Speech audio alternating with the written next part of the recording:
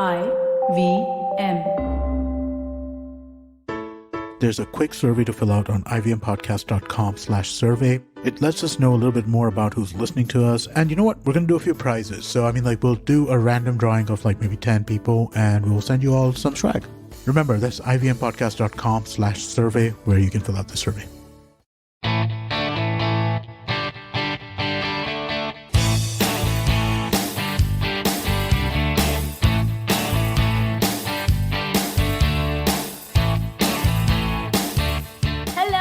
Welcome to a brand new episode of the Musafir Stories, India's very own travel podcast, where each week we share the journey of travelers in their own words and relive their experiences with you, our listeners. Hey guys, welcome to a brand new episode of the Musafir Stories. Hope you're all well and keeping safe. On the podcast today, we have returning guests Ranjani and Raghavan, the travel couple from Rararaasta, a fun travel blog and platform where they share stories from their travels. Ranjani is a content and research specialist and Raghavan is an investment analyst, both currently being based in Mumbai. On today's episode, they take us to a quaint little town in Rajasthan and share their memories from a recent road trip. So let's buckle up and hop on to the episode to find out more. Habits? Routines? How exactly do they help us get better? Well, to simplify it for you, tune in to the Habit Coach podcast. I am Ashton Doctor and I'm going to be here to help you get better daily with some simple, easy to do habits that you can easily adapt to your life. So tune in to the Habit Coach podcast from Monday to Friday because I believe that awesome lives start with awesome habits.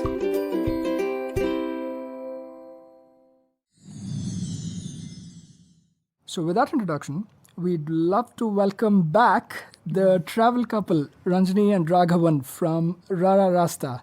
Hey guys, welcome back to the Musafir Stories. Hello. Hello, hi. Hi Saif, hi Faiza, and so nice to actually see Faiza today because we missed you last time. Yes, we did, Yeah. I keep listening to the episode and I keep telling Saif that, oh my God, I wish I was there. But thank you guys for coming, coming on Musafir Stories again. Thank you so much that I can be a part of the journey this time. Thank you. And for those of the listeners who are wondering, and if you haven't checked it out already, please go listen to Raghav and Ranjani's previous episode they did with us on Trankabar or Tarangambadi. You said that right. Raghav.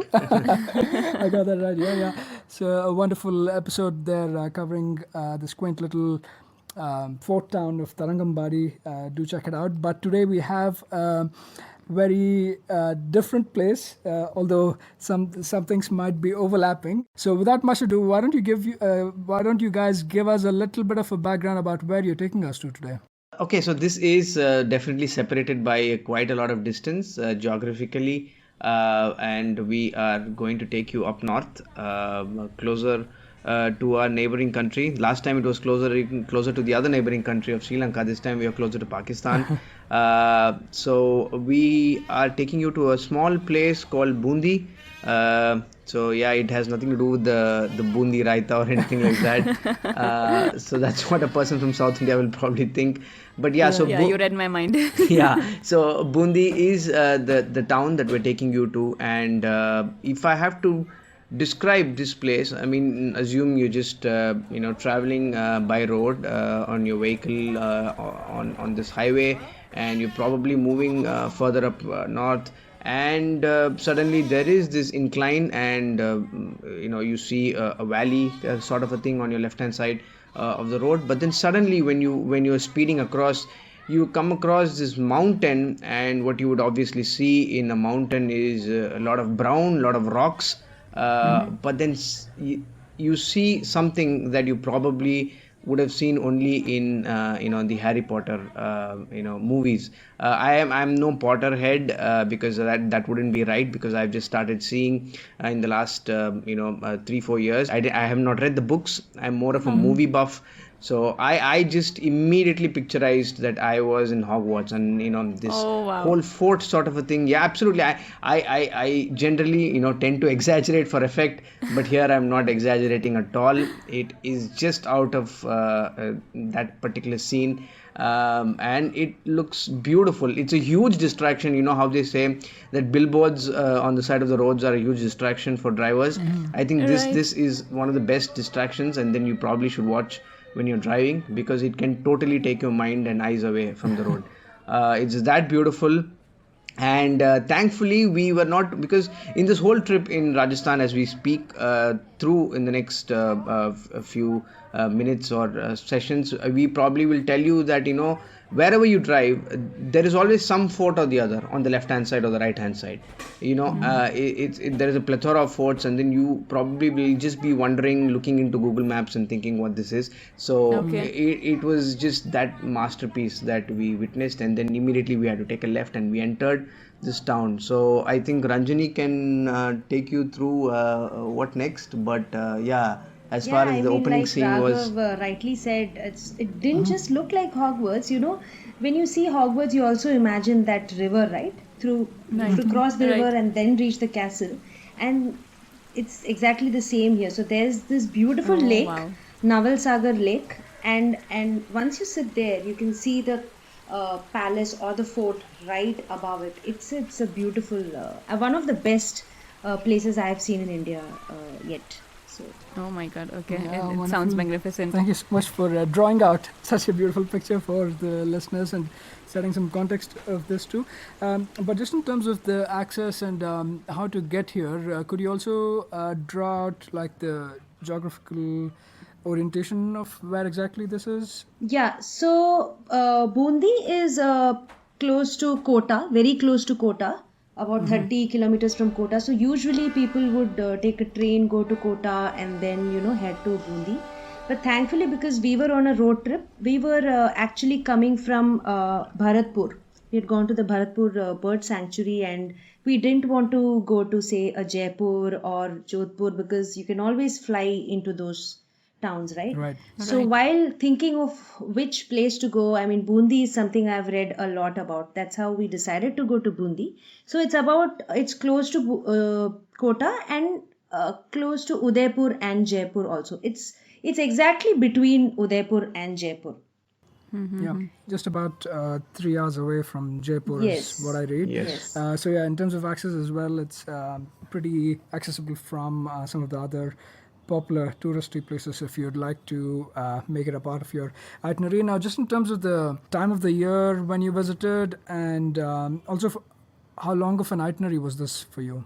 So we actually visited mid-February, but I think mid-February tends to get a little warm in all of Rajasthan. So the ideal time would be winters.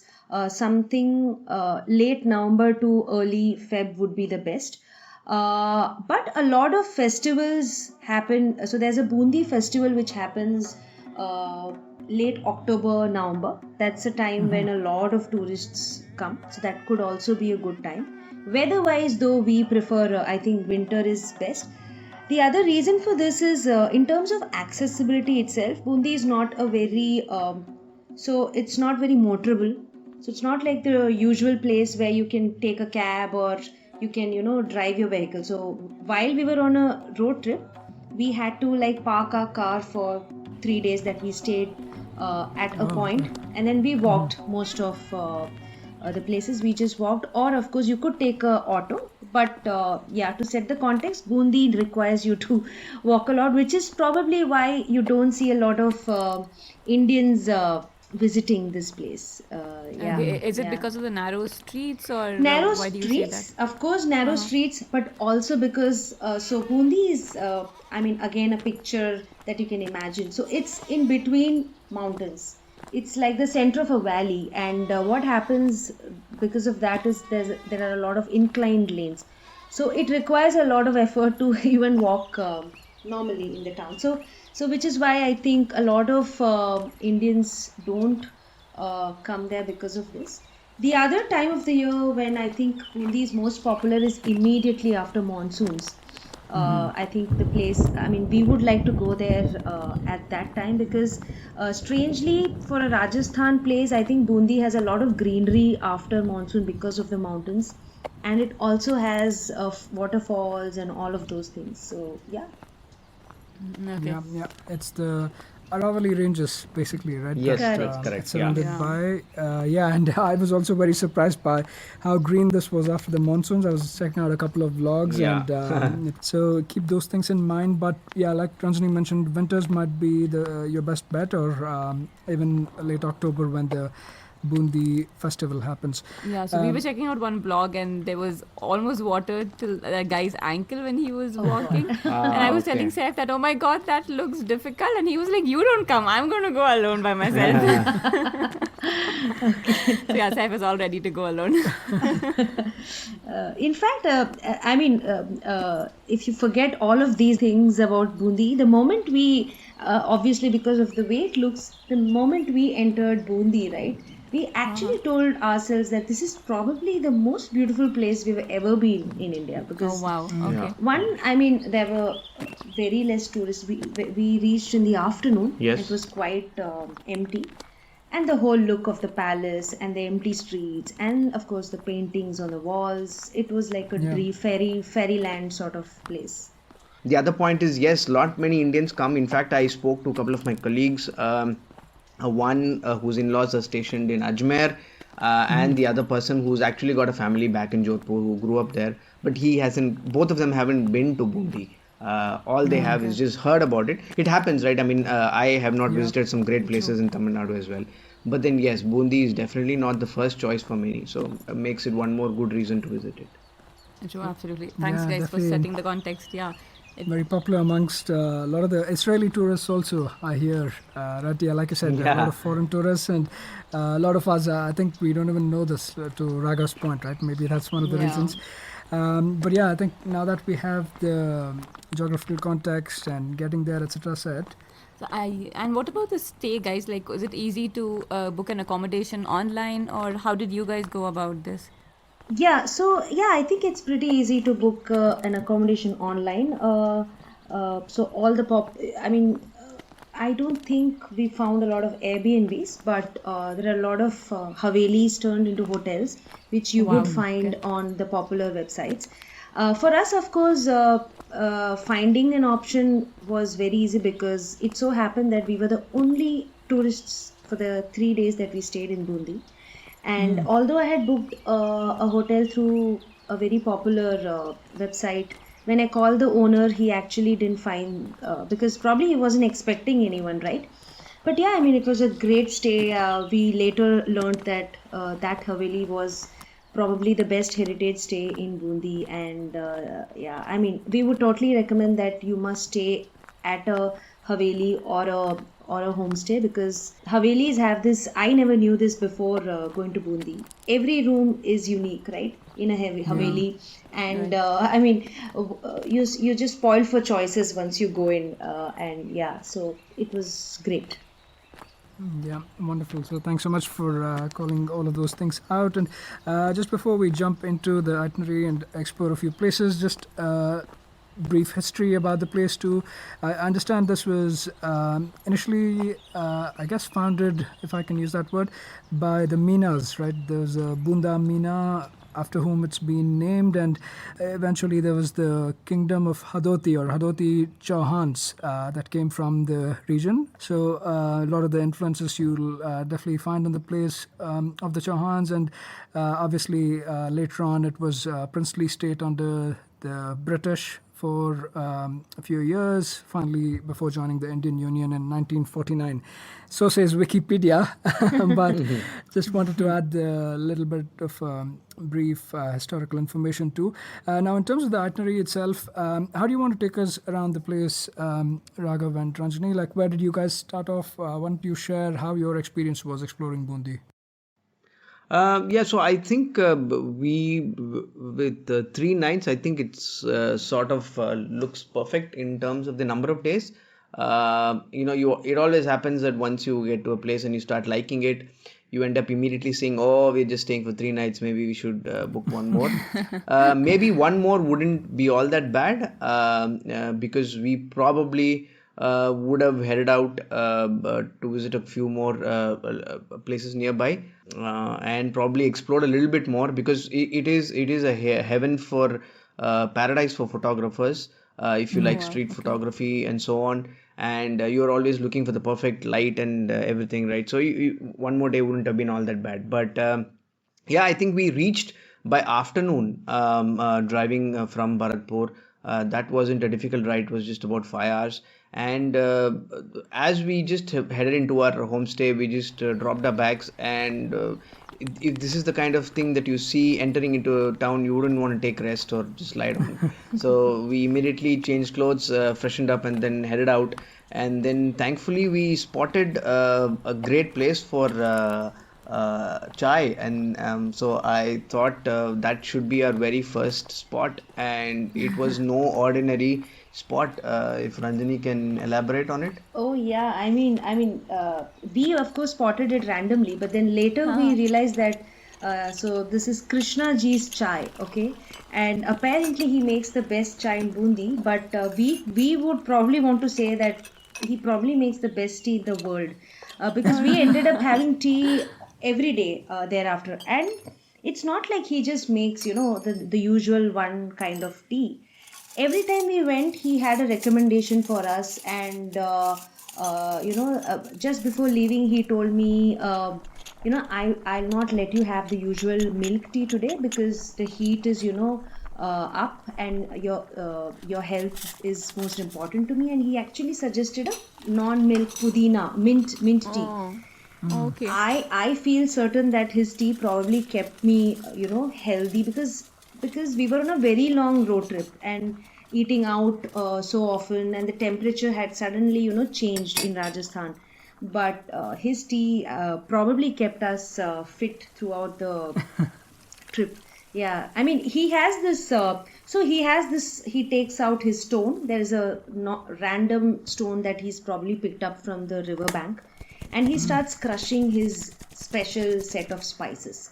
And he takes a good 15-20 minutes to just make the chai, and then he'll give it to you. He also actually showed us his scrapbook sort of notebook, where he has these photos Foreigners. and memoirs written by a lot of foreign tourists. That's when it struck me that it's now probably nobody's there, and we felt that, oh, this whole town is undiscovered, but it's not so. I mean, a lot of foreigners were coming, and it felt sad that they probably miss them so much now. And yeah. So like Raghav said, of course, it was just tea and just taking a walk that evening, and then we just slept early that day. But the next morning, I think the first thing that anybody would want to do in Bundi is to head out to the Taragarh fort and the palace, right?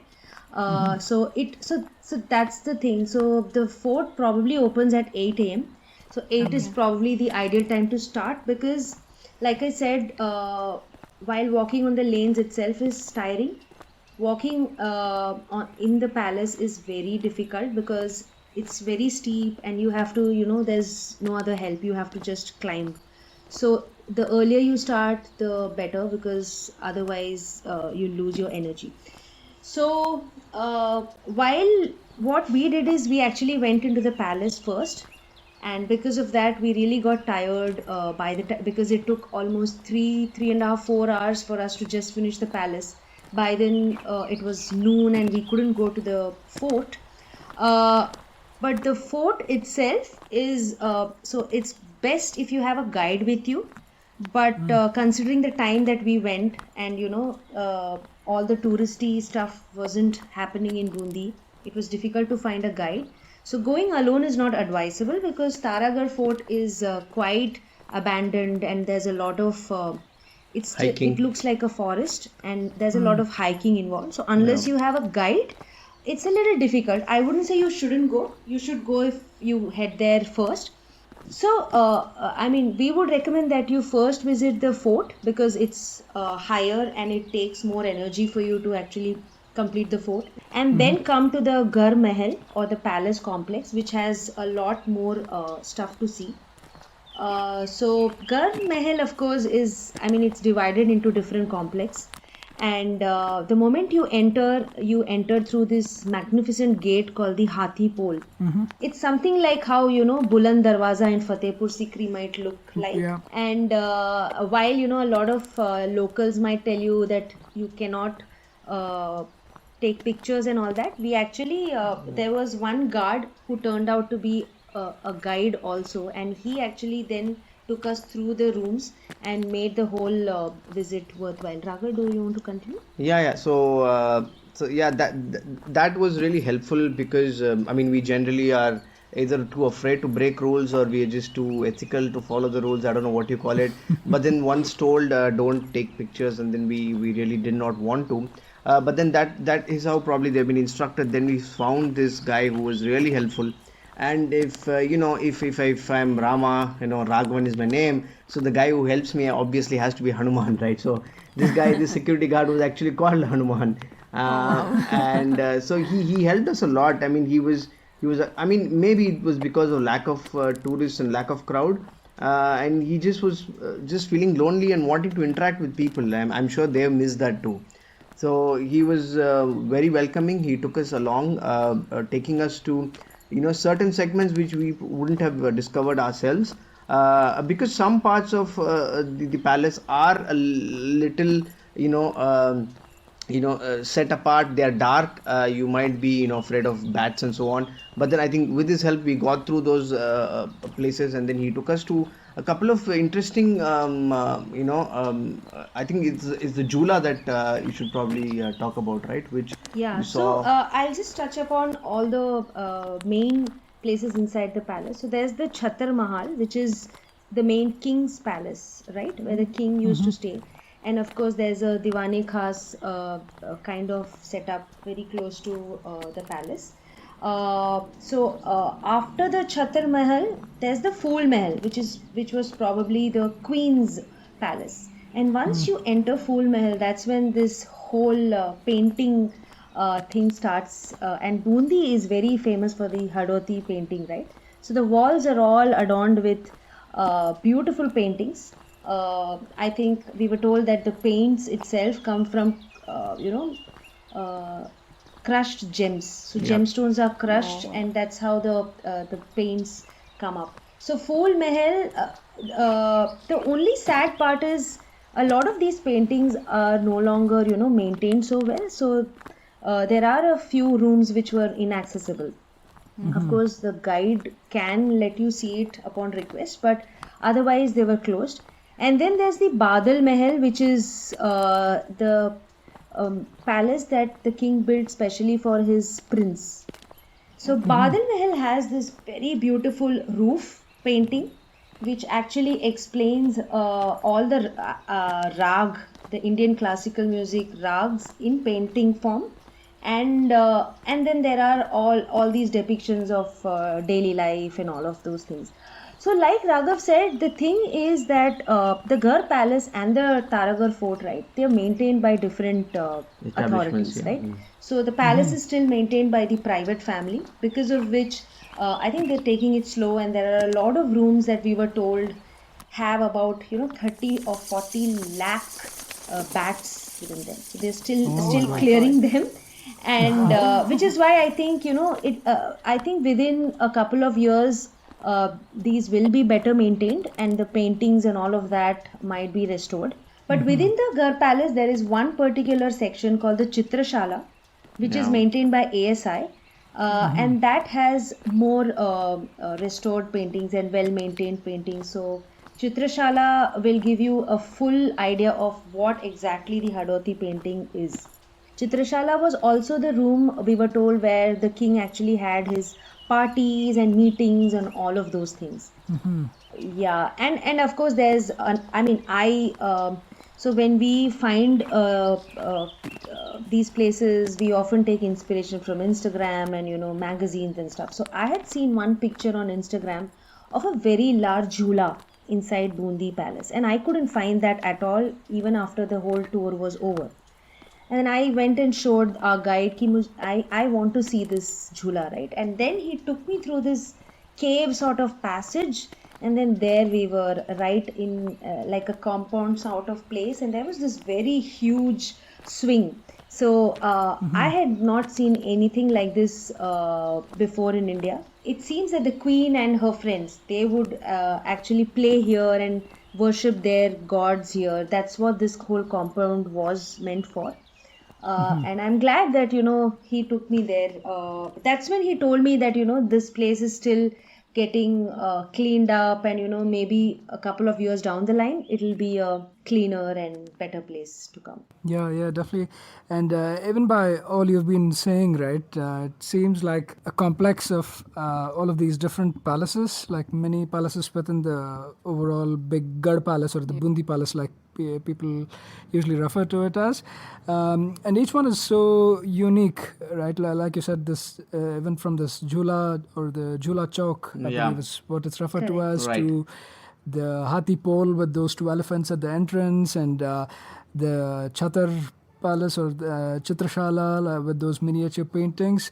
And even within these paintings too, like some of them are like so different and unique. I believe, which one was this? Yeah, the Badal Mahal. The frescoes are also like they have some Asian or Chinese influences Correct. too, So right? it's inside the Badal Mahal. Yes. Yeah. Yes. So that where it's all painted in like almost this oriental style, that one was also very unique. So this diversity was also like quite surprising and very fascinating to look at. Absolutely, Right? And absolutely. easily, like you mentioned, 3-4 hours is I think they'll just go by in a flash, right? Given you're exploring all of these different things.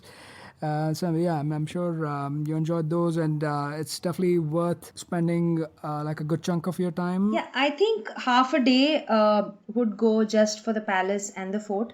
Of course, if you have a guide, you might not take 3 hours. We were the only two people in the palace that day. It was a Monday. So on Sundays, usually Bundi Palace has a lot of local crowds also. So a lot of students from Kota come to the town to have. So there are a lot of beautiful cafes, like you mentioned, Saif, Israeli, and a lot of other foreign tourists come here. So there are a lot of beautiful cafes here. So locals do come here on the weekends to have food, pizzas mainly. And we really enjoy. So it was incidentally my birthday the day we reached Bundi. So I really wanted to have a good dinner.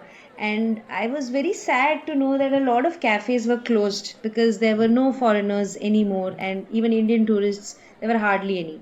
But then I saw this place called the Morgan Place. I think it's a very popular place In Goa? also in Goa and Dharamshala. Yeah. And I was very happy that even their Bundi branch was very good. The food was excellent, and it's right under the palace. So you have this and it was a full moon night. So you have this wonderful view of the Terrace. palace. It's a terrace that where you seated. The birthday got special, basically. Yeah. Yeah, picture perfect. Yeah. Yeah. Awesome. So yeah, this is basically you could say pretty much the whole day spent between the Gad Palace and the Taragad Fort, or was there other things you did manage to squeeze in before the dinner? Yeah, I think so. We finished the palace in the just the palace between 9 to 1. We were quite tired by then, and then we had lunch. So that's another interesting story. So we found this guy called Jay, who stays just opposite the palace, and he had actually warned us that there will be a lot of monkeys, and you take this. He'd given me a stick, which was very useful for me to walk that inclined path. So we told him he had offered to make local lunch at his place. So we had a beautiful lunch at his home. His sister and his mom, basically, they cook very simple fare, but Rajasthani food. And the hospitality that they gave us was amazing. And it's an experience to just enter their traditional home, and while the outside was so hot, Yeah. their the homes stone are houses, built yeah. using those old stones, I think sandstone. It was so cool inside, and you get to learn a lot about their life and stories. So we ended up having 2 lunches the next day also. That day they made us gatte ki sabzi and Another sweet, I don't remember the name of the I sweet. don't remember. Yeah, gatte ki sabzi, and then dal bati, Dal churma, bati, yeah, churma, all of yeah. that. Oh, And, nice. Yeah. it was yeah. nice to experience that at a home and not a Right. restaurant or a hotel. Perfect. So yeah. Yeah, I think some of the common or popular Rajasthani dishes too also, right? Yeah. Yeah. gatte ki sabzi and all, you might not get it as much, or you might not get it all if you're Yeah, here I in think South problem India. with some of these cities which draw in a lot of foreign crowd is I think we've seen that. Even I go back to again another similar place called Hampi. I mean, though you really like eating all these extravagant food, but once in a while you want to go back to eating South Indian, which I mean we both are True. very used to, and then we really could not find a single place serving South Indian food in Hampi. But thankfully, I mean, here too, I think if you go to restaurants, it's all continental, it's all foreign Yeah. food. But at least a homestay like this, somewhere you could at least get hold of some Rajasthani local food. So that was nice. True. Yeah. Yeah. So, Saif, I mean, after lunch, we still had a lot of time, right? So Jay actually recommended that we head to this village called Tikarda, because I mean, Bundi is a small town, and you need maybe a day or two to actually see Bundi itself. So we agreed, and he took us to this small village called Tikarda. So what Tikarda is popular for is that it's a village where the entire community is of potters, and they actually supply. So Rajasthan, of course, is a desert state and very hot, and they depend a lot on these mud pots for their water storage and all that. So Tikarda is a village which actually supplies pots across the state for the summers, and also I guess to neighboring states of Madhya Pradesh and all that. So we, while not a lot of houses were Allowing people to come in and watch. We at least visited a couple of houses where they were very briskly working, and we just was sitting inside and watching this guy who would just take and start working on his pot, and he probably completes what 50 60. 50 to 60 pots in a day. So Oh, wow. we got to see how, so they take all the mud from the river, and then there are a set of steps, and just watching this guy make the pot was so meditative. I could just see that how much he enjoys making the pot. But interestingly, he told us that he also plays cricket, and he had actually visited Bombay Yeah, yeah. for a cricket match. Oh. So I mean, interesting story shared there. But yeah, I mean, the entire process of making the one pot was interesting, and we enjoyed that. And then, of course, you must come back to the town during sunset, because the view of the palace at sunset is brilliant. So Yeah. you could just sit on the banks of the Naval Sagar Lake, or you could hike up to this chhatri, which is called Mordi ki chhatri. But like I said, weather, if it's peak winters, it's probably pleasant to climb that place. Otherwise, it's a difficult hike. So you could just spend the evening watching the sunset from the lake. So yeah, that's how we ended that day. Okay, yeah, wonderful. Looks like a very eventful day, especially to Yeah. start off with. Yeah. And it's great that you had like a sample of a few different things, right? Obviously, the popular palace, then the Fort. pretty offbeat potter, almost like a pottery village, right? Yeah, it is. Tikarda as well. So it's a good combination. Now, what was in store for day two? So day two, we wanted to start with food actually. So, so we had already heard of this very popular place where the Pyans ki kachori is very famous.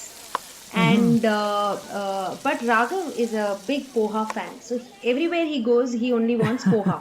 So we were out in the market at around 7:30. Yeah, yeah. There was just this one guy in a thela gadi sort of place having poha. And who would think that Bundi would have one of the best pohas, right? And he starts making poha at 6 a.m., in the yeah. morning, it seems. Oh, wow. Yeah, so we had poha, and then we headed out to the kachori shop. And I mean, believe me, we had kachori in Udaipur later, but Bundi's kachori was the best. So we had the pyans ki kachori, and we also had the dal ki kachori. And yeah, and then yeah, so the main agenda for the day was, so Bundi is the city of stepwells. There are, I think, 50 or more than 55. Yeah. I don't know, Saif, if you've read more than that. There are More than 50 is what, I read more too, than yeah. 50 step wells, but you hardly get to see any because a lot of step wells are just hidden in the lanes. So Jay, of course, also showed us a few step wells which look like a house, and then you just peek into it and you see that there's a step well there. Okay. But like I said, because renovation and maintenance is disputed between ASI and the private bodies, a lot of step wells are still, closed or rather getting renovated. So the one step well that's worth visiting is the Rani Ji Ki Bauri, which is very beautiful. I mean, it's a huge complex maintained by ASI, and the architecture itself is very beautiful. And we saw that there is the Shavatar of Vishnu carved inside, and a lot of other carvings which are magnificent. Uh, uh, and then, of course, apart from that, there are a couple of stepwells in the market itself, but sadly, I mean, a lot of It's more of a dump than more of a dump, sad state. I hope that it gets better in the future. There's another stepwell called the Daboji Ki Bauri, which is also a good one because it's the typical square shaped huge stepwell with a lot of water stored, and it's maintained pretty well. So we did the stepwells, and then we visited the Sukh Mahal. Okay. So Sukh Mahal is a small palace on the banks of another lake called the Jait Sagar Lake. Right. Now, why Sukh Mahal is famous is because Rudyard Kipling, when he came to Bundi, he said that the moment you see Bundi Palace, you get reminded of, the hanging gardens of Babylon. And so he stayed in Sukh Mahal for 2 days, and that's where he wrote about Bundi. So that's what Didn't it's he also popular say that for. it was probably constructed by goblins? Yeah, I think that's why it Yeah. reminds us of Hogwarts also. So I think we could close that whole loop of story now. And Yeah, it's probably yeah, course. the work of goblins rather than men is apparently what he had said. Yes. And he penned his novel called as Kim. Yes. Correct. Yes. That yes. was the novel that he penned while he was staying here. Yeah, Kim was also shot here apparently in Sukh Mahal. Yep. Yeah. So Sukh Mahal also has a museum, which is worth visiting. So a lot of archaeological finds and stuff are preserved here. Even the paintings, a lot of paintings are there here. So I think it's closed on Fridays. And so near Sukh Mahal, there's also another place which we wanted to visit. It's called the Shar Bagh. Yeah, which is close. Sharbagh is like an entire forest full of cenotaph. So all the Rajput and the Rajasthan kings have a cenotaph built in their memory when they die, right? So all the royal family, anyone from the royal family when they pass away, a chhatri is built in their memory in Sharbagh. But Sharbagh again is under renovation currently, so we couldn't see it. And it looked a little dirty also. But I have seen pictures in blogs and all of that, say 10 years back when Sharbagh looked very beautiful. I hope that's how it will look in a couple of years. I mean, to understand what chhatris are and how they look, there's one very beautiful chatri which is like a single spot to visit. It's the 84 pillared cenotaph. And really, I mean, you must not skip this because one, you get a view of the palace from here, like Quite distant, but quite then you get a- distant, you but get a good very view. beautiful view. And the cenotaph itself has beautiful paintings on the roof, and the whole look. I haven't seen a 84 pillared cenotaph. I mean, before I've seen cenotaphs all across Rajasthan, but this one is unique and a must visit for sure. Yeah, definitely. It was commissioned by one Rao Anirudh, one of the rulers of the time, Maharajas of Bundi, and devoted to his wet nurse Deva, I believe. And yeah, like you said, this is one of the more popular cenotaphs, right? Along with Sharbagh, which you can also, I mean, right now it's closed, like you said, but definitely something to check out while in Bundi. The cenotaphs also like provide you a peek into the Rajasthani architecture, right? It's very unique. You find them only in this part of the Right. country. Cool. So, having now made the stop at the 84-pillared cenotaph, what else were you looking at this point, Ranjani and Raghav? So, Saif, I think by now we had seen everything that was to actually see from a tourist perspective in Bundi. So, I think we spent the rest of our time just walking through the streets and, talking to people. And Bundi is a lot about the people there, Yeah. right? So, apart Yeah. from Jay, we met. We met a painter. Yeah, so we met a painter. So miniature paintings is something that's very popular in Bundi, right? I mean, a lot of wall plates are famous these days on the Instagram, but they're actually made here, right? And they're so cheap, and the artist spends like hours to make it. So we actually chatted up with an artist, and it was nice to see. He also runs a school, so that was interesting. And then there's the sari, right? The Kota Dorya sari. Yep. So I thought that Kota Dorya is a sari which is probably very famous in Kota, and I would actually end up getting it in Bundi. But interestingly, there's only one guy who weaves authentic Kota Dorya still in Bundi, and he sits right across Krishnaji ki chai shop. What he told me that Kota Dorya is actually Derivative from Mysore. Mysore. No, really? And now sadly there are very less weaving factories or none, and most of the factories are probably in Calcutta. I mean if you see a lot of these Kota wearing people, they probably buy it more often in Calcutta and other places where the weaving still happens. So it's an art form which has probably died in these years. But yeah, I mean, I was a little sad to hear this story. And the markets, of course. So Bundi market is like thriving in the evening. One must go there to. I mean, even if you're not a photographer, you should just go there. There's this whole lane full of bangles where I've never seen how the guy actually has these wooden sticks sort of thing which he uses to size the bangles for a particular hand. And there are a lot of, so the road has local bangle sellers on one side, and then there are these other fancy shops on one side. Then there was this very curious I had not seen it before. So on the road there are people who sell, who can make dentures instantly and give it to you. Okay. It was very funny. Yeah. And I actually went and just had a chat with the guy that how do you make it, like I mean how long does it take for you to make one? And he said 15 to 20 minutes I can get it done. Oh, wow. My God. I mean, curious stuff that you can see only in a small town, right? Yeah, I mean that's that. And of course, I mean, something very very important about Bundi is the paintings that you see Yeah. on the walls outside every house. So the thing is that before, if there's a wedding happening in a house, so they end up painting fresh miniature paintings and other sort of the Hadoti painting outside their homes. Usually they depict elephants and horses and camels and all Camels, of that.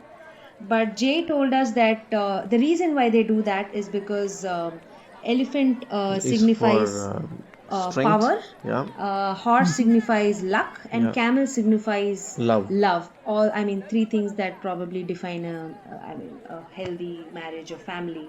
So that's something that was interesting. So Jay ended up taking us through a lot of homes, and you could see old and new paintings, and that's what makes Bundi colorful and beautiful. Yeah, there is a lot of opportunity. I mean, if you are a photographer and if you love taking pictures, because you just will not know where to look. In every other street, you will see these wonderful paintings, and it's the people who are welcoming, right? I mean, I remember an instance while taking a photograph. This gate had a beautiful painting, but the door of this guy's house was partially open, and we were struggling to take a photograph. And then the guy came out and he said, "Will it help if we shut the door from inside?" I mean, how many people would do that, right? I mean, and it was his home, and we were standing outside his home, and he was allowing light to come in, but he still offered to close it so that we could get a better picture. So yeah, it's this nature that probably makes you want to go back and explore and spend more time there. So yeah, photography. We actually wanted to keep two separate evenings for it, but then because there were so many things to do, we just did it on one evening. We walked around and kept taking photographs. So that's if you've got a good camera, or if you love taking pictures, you should set apart some time for that too. Yeah, definitely. These miniature paintings are another standout feature that you'll find Yeah. in Bundi. And another thing I also came across was apparently there's some rock paintings. These are definitely not the miniature paintings, but these are paintings from about 10,000 years ago, right? And there is like a long stretch where you find a lot of these rock paintings. So something perhaps if you have the time for it, you can check that out also. You might have heard of places like Bhimbetka. Yeah, we've that been to have these. Bhimbetka, but Right, yeah, this right. one we haven't. I think. Yeah, so apparently, there is also some of these rock paintings in Bundi as well. So if you have the time for it, maybe check these out too. Yeah, I even read up some places that even mentioned that there were some tools from the Stone Age that Yeah. were discovered here. Wow. Yeah. Interesting. Yeah, so those all of those things are there in the museum, the Stone Age instruments and all of that. But yeah, we never knew of this rock painting place. Yeah. Yeah, even I don't have the specifics, but apparently there is a few in the region that one can check out. So some research will give you a little Also, an more leads. opportunity to go back, I guess. Yeah, definitely. A couple other things in the vicinity as well. I don't know if you'd like to call out, Ranjani. One of them was the Garodia Mahadev. Yeah, right? yeah. You want to speak about that? too? Yeah, so this is what happens, right, when you go out visiting places and you openly go and talk to people. You can always be happy not speaking with anyone and enjoy your own company, but then you'll end up missing out on a lot of good stuff. But then we had this small 3-member family also in the palace, the Gar Palace, on that day that we were visiting. They came in a little later after we did, and they were just talking because they also found us interesting to talk to. We suddenly got to speaking, exchanging names and so on, and they recommended a place, and that was the Garodia Mahadev, a temple. They And actually opened their phones, showed Yeah. us the place, and Yeah. they were like, "You have to go here." And the moment we saw the pictures, we were like, "We have to make time." Yeah, we and have to I go." quickly recollected, remember, I think 3-4 years ago or even before that, Rajasthan tourism had a huge ad making. There was this fleet of ads coming out of the Rajasthan tourism board, and they were all well made, and then they portrayed these amazing places. I'm sure you will remember the song also if you go to YouTube and watch these videos. And it struck me that I've seen this the moment this guy showed it on his mobile camera. I just forgot about it, and rightly so. I mean, you could probably call it India's own Grand Canyon. So it was just about 30-35 kilometers from Bundi, and it was not too much of a detour. We were anyway heading towards Udaipur, and it was just on the way. So we thought we should visit this. We wanted to make sure we get up in the morning and head out there. You could probably go in the morning or in the evening. I think it wouldn't make too much of a difference because this whole structure, this massive mountain in the middle with the Chambal River in between, it's got a 360-degree view, right? So you can go at any time of the day and get good pictures.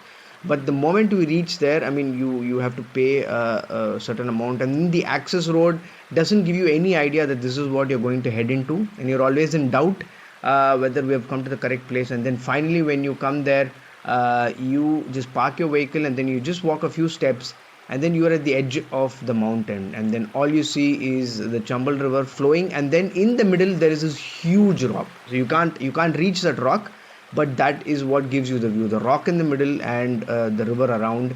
and it just feels like the Grand Canyon completely. People do refer to Kota in Andhra Pradesh as the other one. I think it's been shot in a couple of South Indian movies. But then this, I think, is probably a close second, and you are left speechless, and you want to take as many pictures as you can, and enjoy this excellent view. Yeah, Of so course, there's a temple also there, and this itself is like I said, it's a forest area.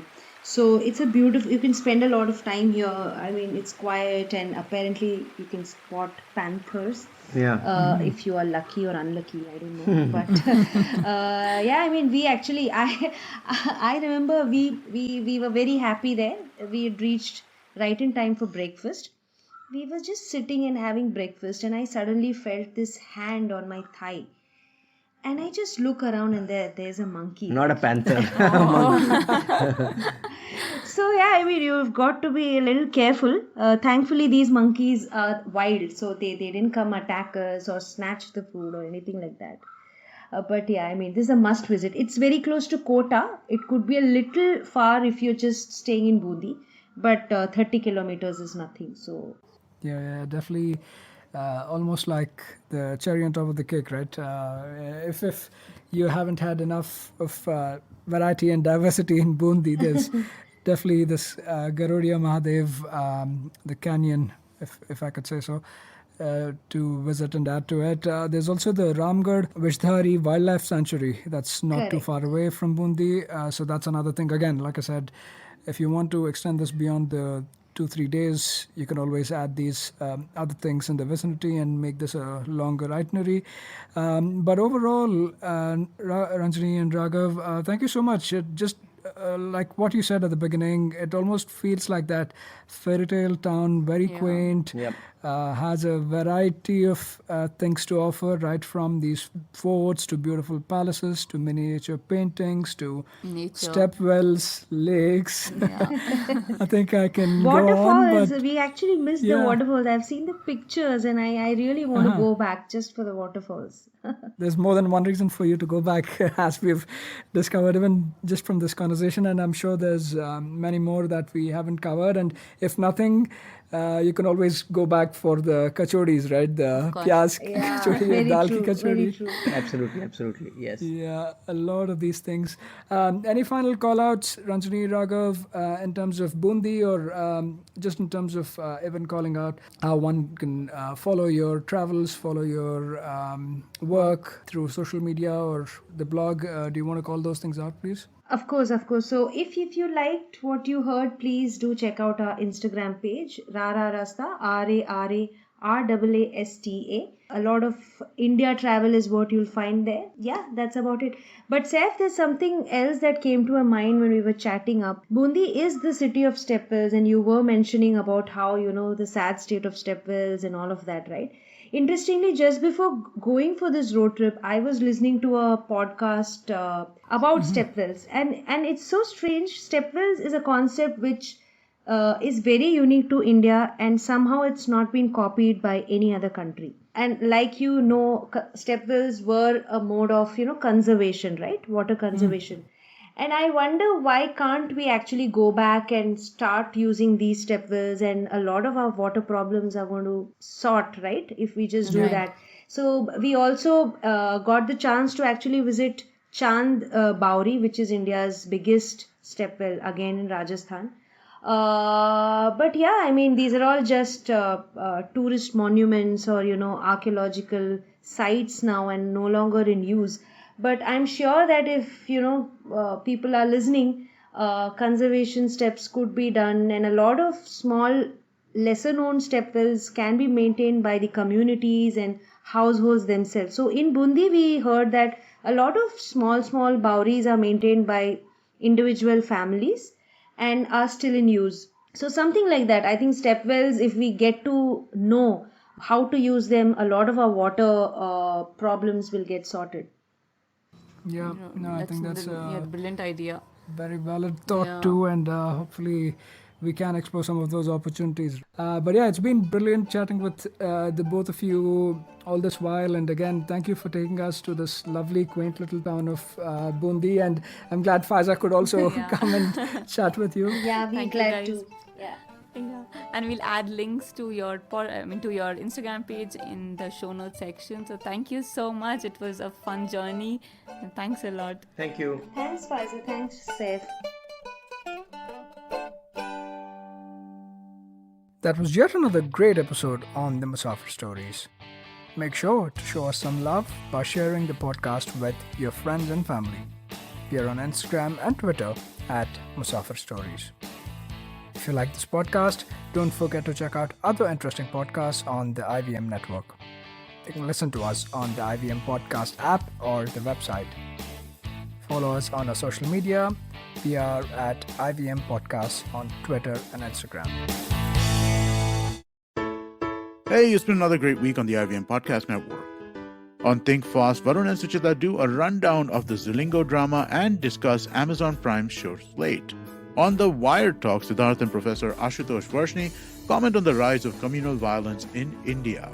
On Big Talk About Tiny Humans, Devi Shobha and Meghna share a 5-step action plan to move away from the habit of yelling at your kids.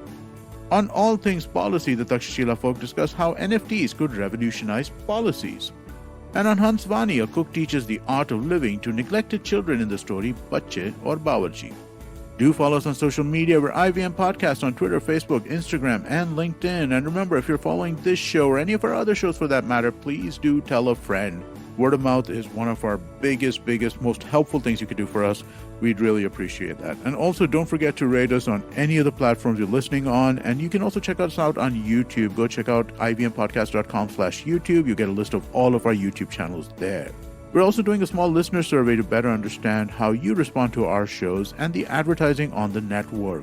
We would really appreciate it if you could spare a few minutes to fill it out. It's at ivmpodcast.com/survey. This really helps us build better shows for you. And finally, we'd like to thank our sponsors for this week, SBI Life Insurance, India Water Portal, and Jupiter, a digital banking app. Working Monday to Friday glued to your chair making you feel dull? Worry not. Get your 5-minute weekly dose of travel around the world with postcards from nowhere. Join me every Thursday as I explore the strange, obscure, and fascinating parts of the world and bring out facets of travel you may not have thought of before. You can find us on the IVM Podcast app, website, or wherever you get your podcast from.